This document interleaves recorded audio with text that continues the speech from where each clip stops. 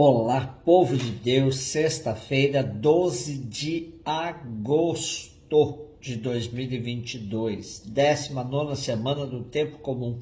A nossa reflexão de hoje é a partir de Ezequiel 16, de 1 a 15, 60 e 63 e Mateus 19, 3 a 12. A palavra do Senhor foi me dirigida nestes termos: Filho do homem, mostra a Jerusalém suas abominações, dirás: assim fala o Senhor Deus a Jerusalém: por tua origem e nascimento és do país de Canaã. Teu pai era um amorreu e tua mãe uma hitita.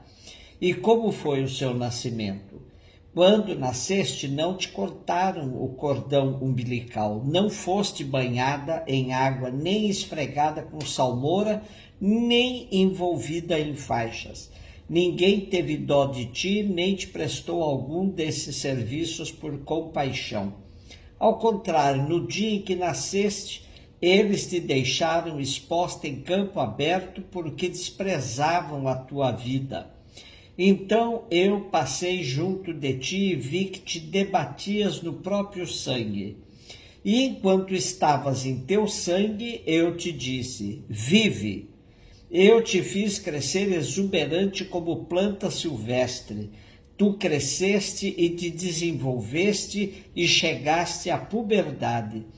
Teus seios se firmaram e os pelos cresceram, mas estavas inteiramente nua. Passando junto de ti, percebi que tinhas chegado à idade do amor.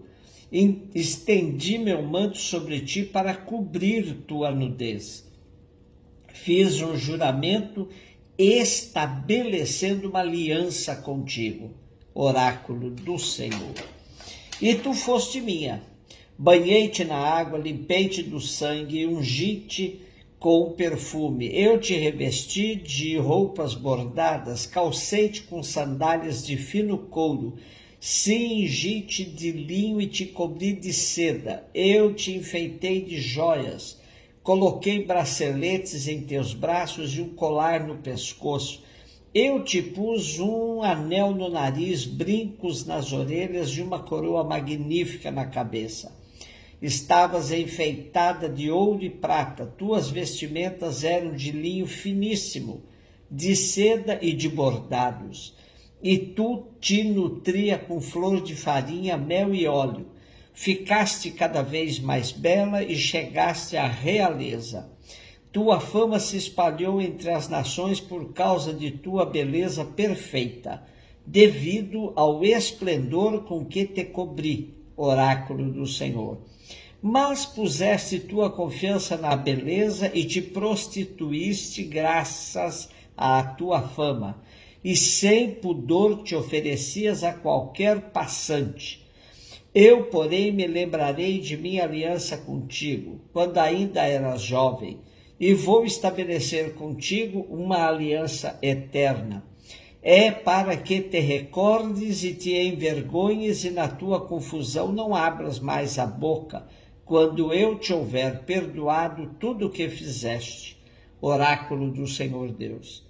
O profeta uma vez mais se serve de metáforas e analogias para compor uma linda parábola onde o amor de Deus por Jerusalém é análogo ao amor de um homem apaixonado.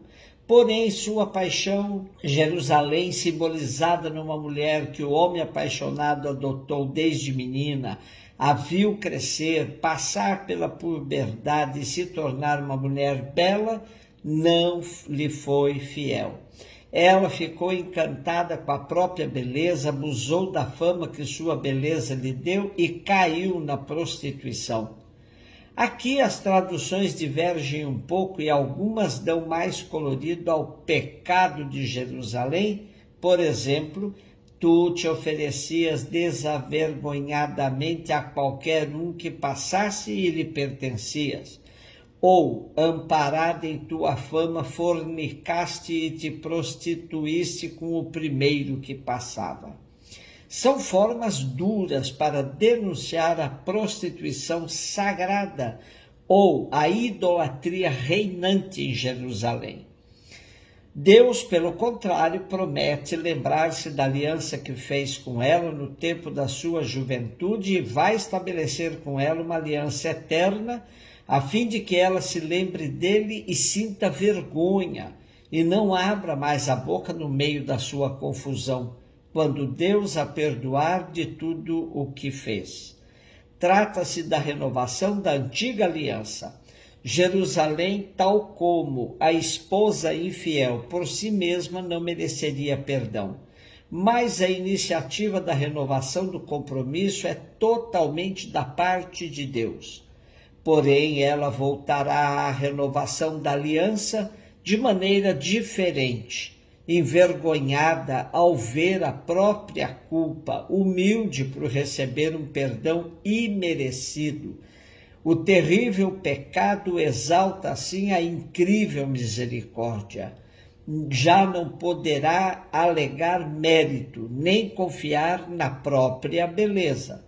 Jerusalém, esposa perdoada e reconciliada, receberá outros filhos, povos estrangeiros ou povos convertidos e perdoados, não por direito de conquista, mas por dom do Senhor, porque ele os chama e atrai.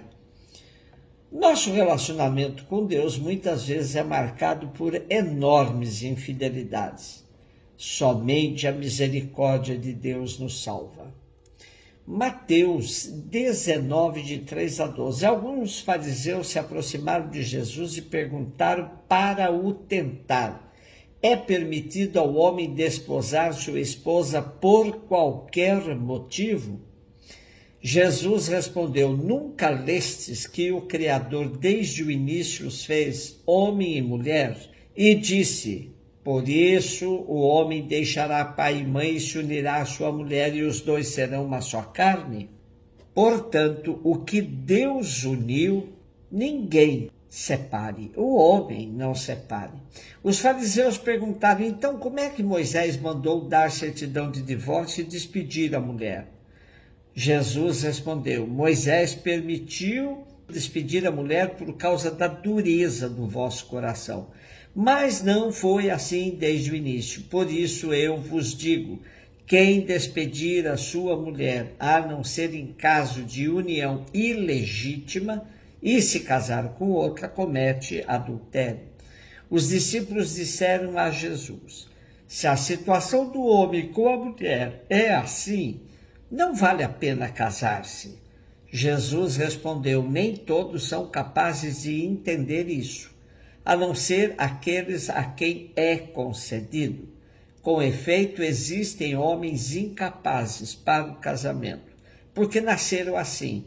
Outros porque os homens assim os fizeram. Outros ainda se fizeram incapazes disso por causa do reino dos céus. Quem puder entender, entenda. O nosso texto de hoje começa uma nova secção da narrativa do Evangelho de Mateus e tem logo no início uma provocação que fizeram a Jesus. Aproximaram-se de Jesus alguns fariseus para o porem à prova e disseram-lhe: é permitido um homem divorciar-se de sua mulher por qualquer motivo? Fazendo eco ao texto de Ezequiel, o Evangelho discute a questão da fidelidade ou não à aliança assumida entre um homem e uma mulher.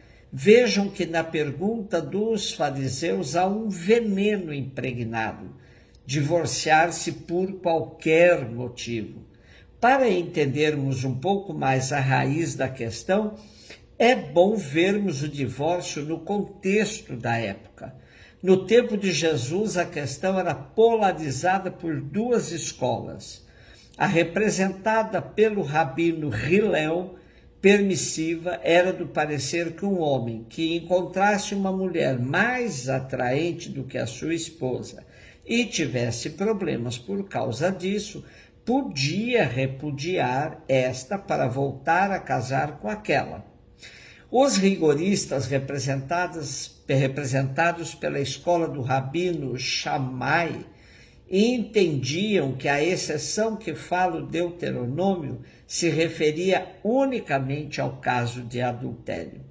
A questão posta a Jesus pelos fariseus não é mais do que uma cilada. Querem obrigá-lo a tomar posição por uma corrente. A resposta de Jesus tem duas partes. Na primeira, Jesus se escora em dois textos das Escrituras. Gênesis 1, 27 e 2, 24. Deus quer que marido e mulher permaneçam unidos como uma só carne, não separe o homem o que Deus uniu. A segunda parte é decorrente de uma segunda questão que os fariseus lhe impõem. Como então Moisés mandou dar atestado de divórcio e despedir a mulher? Aí Jesus responde: Moisés permitiu despedir a mulher por causa da dureza do vosso coração, mas não foi assim desde o princípio. Bem, aqui Jesus não se opõe a Moisés, que era o que queriam os fariseus, mas desvia a culpa do mandato de Moisés aos legalistas, como os fariseus que já tinham endurecido o coração de tal forma que continuavam não entendendo o que verdadeiramente Deus queria. E Jesus termina dizendo que quem deixa a sua mulher e se casa com outra comete adultério, a não ser que a união tenha sido ilícita. Esta pode ser interpretada como matrimônio ilegítimo, inválido, concubinato ou consanguinidade em grau proibido. Na segunda parte do texto, os discípulos a sós com Jesus manifestam perplexidade e dificuldade em assumir tão graves responsabilidades do matrimônio. Mas Jesus afirma que só a opção pelo reino dos céus torna louvável a renúncia ao matrimônio. Nem todos compreenderão as palavras de Jesus. Hão de compreendê-las aqueles a quem isso é concedido. E Jesus termina dizendo a seus discípulos 3 tipos de eunucos: os de nascença, os que foram castrados e aqueles que renunciaram ao matrimônio por opção pelo reino.